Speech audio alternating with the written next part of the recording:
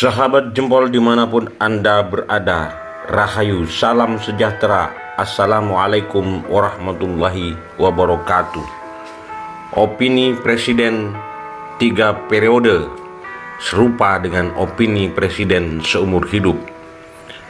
Opini periode masa jabatan Presiden RI 3 periode telah berhembus sejak 2 tahun lalu. Kini opini itu menyeruak kembali.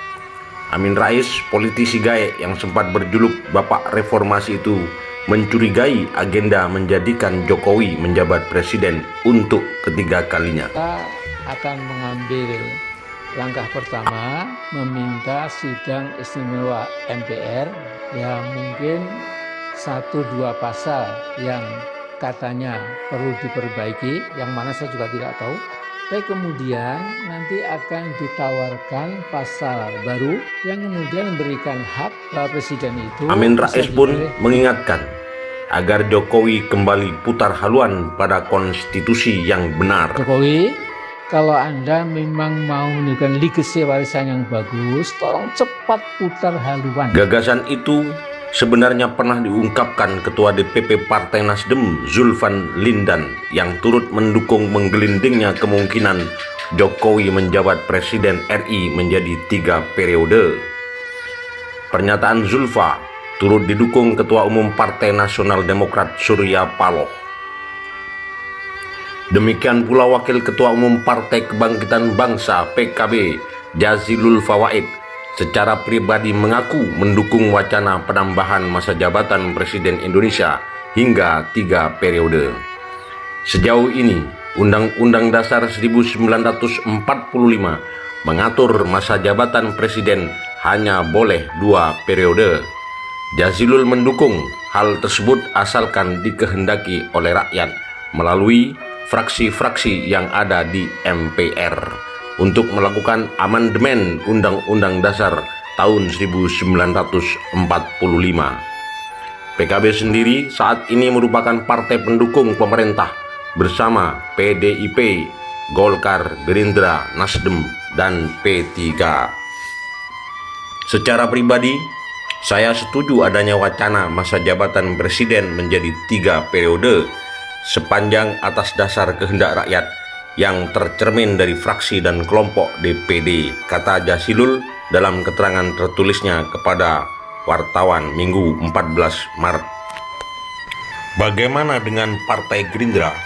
Pada tanggal 22 November tahun 2019, Sufmi Dasko Ahmad, fungsionaris Partai Gerindra, masih menolak jabatan 3 periode untuk presiden.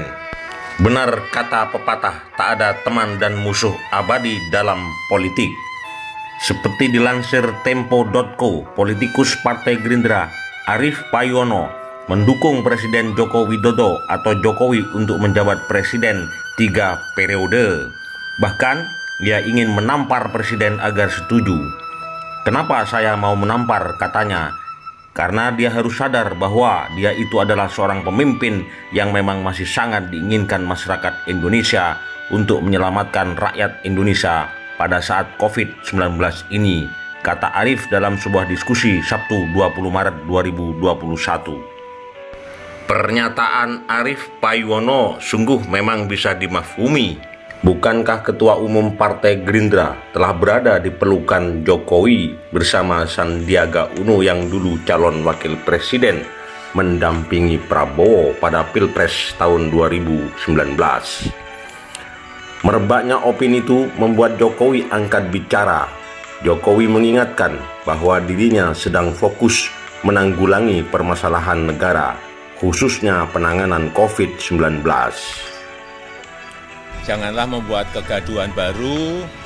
Kita saat ini tengah fokus pada penanganan pandemi. Jokowi juga menyatakan bahwa dirinya tidak mempunyai keinginan untuk menjadi presiden ketiga kalinya. Jokowi meminta agar tidak membuat wacana yang hanya akan membuat kegaduhan publik.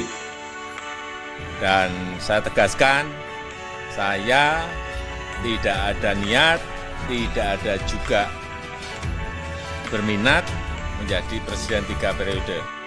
Sahabat jempol, situasi politik ini mengingatkan pada peristiwa tahun 60-an.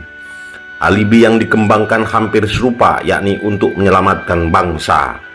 Tahun 1959, Soekarno mengeluarkan dekret presiden. Isi dekret presiden 5 Juli tahun 1959. 1. Dibubarkannya konstituante. 2. Diberlakukannya kembali Undang-Undang Dasar 45. 3. Tidak diberlakukannya lagi Undang-Undang Dasar sementara tahun 1950. 4. Dibentuknya Majelis Permusyawaratan Rakyat Sementara MPRS dan Dewan Pertimbangan Agung Sementara DPAS yang diperlakukan dalam waktu yang sesingkat-singkatnya. Faktor utama penyebab dikeluarkannya dekret presiden karena kegagalan Badan Konstituante untuk menetapkan undang-undang baru untuk mengganti Undang-Undang Dasar Sementara tahun 1959.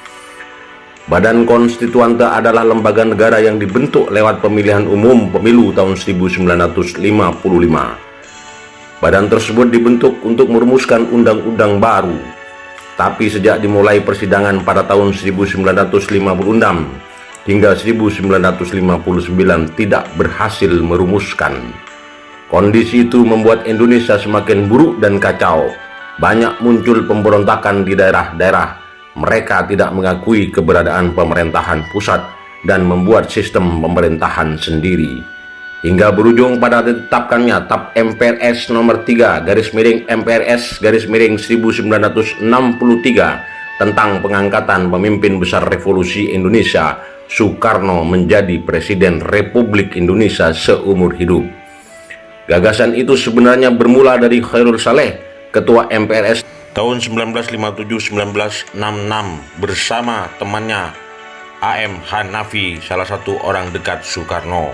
Soekarno yang seorang demokrat tentu saja menolak, namun keduanya terus berargumen bahwa presiden seumur hidup adalah keinginan rakyat. Kala itu memang sedang terjadi pergolakan politik antara kubu PKI dan kekuatan tentara. Sementara PKI elektanya terus melambung. Diyakini jika pemilu diselenggarakan pada tahun 1963, maka PKI akan tampil sebagai pemenang. Kelemahan PKI tak bersenjata, hanya memiliki simpatik massa besar, sementara tentara memiliki kekuatan dan senjata serta akses ekonomi. Situasi politik terus memburuk setelah PKI dan semua underbow-nya dibabat habis pada akhir 1960. 5. Soekarno kehilangan pendukung politik terkuatnya. Politik keseimbangan yang ia mainkan sejak awal 1960-an runtuh dan manuver Angkatan Darat kian tak terbendung. Jenderal Soeharto perlahan mengambil alih panggung dan menyisihkan Soekarno. Kekuatan politik Soekarno surut dengan cepat setelah terbitnya Surat Perintah 11 Maret tahun 1966 atau yang terkenal dengan Super Semar. Terlepas dari perdebatan bahwa Soekarno dipaksa menerbitkan surat itu, yang terang Super Semar memberi mandat kepada Soeharto untuk menjamin jalannya pemerintahan dan menjaga keselamatan presiden. Surat Perintah 11 Maret itu mula-mula dan memang sejurus waktu membuat mereka bertampik sorak-sorai kesenangan. Dikiranya SP 11 Maret adalah satu penyerahan pemerintahan. Dikiranya SP 11 Maret itu satu transfer of sovereignty, of authority. Padahal tidak. SP 11 Maret adalah satu perintah pengamanan. Perintah pengamanan jalannya pemerintahan. Pengamanan jalannya ini pemerintahan. Demikian kataku pada waktu melantik kabinet. Kecuali itu, juga perintah pengamanan keselamatan pribadi presiden. Perintah pengamanan wibawa presiden. Perintah pengamanan ajaran presiden. Perintah pengamanan beberapa hal. Dan Jenderal Soeharto telah mengerjakan perintah itu dengan baik. Saya mengucap terima kasih kepada Jenderal Soeharto akan hal ini. Dengan kekuasaan Super Semar yang diperolehnya, Soeharto dan para pendukungnya kini menghancurkan sisa-sisa demokrasi terpimpin di hadapan Soekarno yang marah tapi tak mampu berbuat apa-apa, tulis sejarawan MC Wycliffe dalam Sejarah Indonesia Modern 1200 sampai 1204. Soeharto langsung tancap gas. Pada 12 Maret Soeharto membubarkan PKI dan pada 18 Maret menangkap 15 menteri loyalis Soekarno. Lalu pada tanggal 27 Maret Soekarno dengan sangat terpaksa mengumumkan kabinet baru bentukan Soeharto. Pembersihan loyalis Soekarno pun terjadi di kalangan militer dan birokrasi. Dominasi Soeharto pun menguat di kalangan anggota MPRS yang anti Soekarno. Sepanjang Juni hingga Juli, sidang-sidang MPRS menghasilkan beberapa ketetapan yang mendukung Soeharto, seperti ratifikasi Supersmar dan pelarangan Marxisme. MPRS juga tak ragu lagi menuntut penjelasan resmi Soekarno terkait mismanajemen rezim demokrasi terpimpin dan termasuk peran Soekarno dalam G30S. Gelar Presiden Seumur Hidup yang dianugerahkan MPRS pada bulan Mei 1963 ditanggalkan. Soekarno juga dilarang untuk mengeluarkan keputusan presiden. Soekarno menolak tuntutan MPRS untuk memberi penjelasan, tetapi jelas sudah bagi semua orang bahwa era Soekarno sudah berakhir. Tulis lagi Wycliffe, halaman 571-572. Peta kekuatan politik hingga kini tampaknya memang tak banyak bergeser. Tentara yang diwakili para jenderal purnawirawan, partai politik beraliran kiri, partai politik beraliran kanan, dan partai moderat kini tengah berkuasa. Opini Presiden 3 periode juga hampir serupa dengan ketika Bung Besar, sebutan untuk Bung Karno, dipaksa menerima predikat presiden seumur hidup yang pada akhirnya menjadi bom waktu yang meruntuhkan kekuasaannya. Waspadalah Pak Jokowi. Entahlah apa yang akan terjadi kelak. Demikian sahabat jempol, salam sejahtera, rahayu, wassalamualaikum warahmatullahi wabarakatuh. Sambal pedas, pedas betul sambalnya.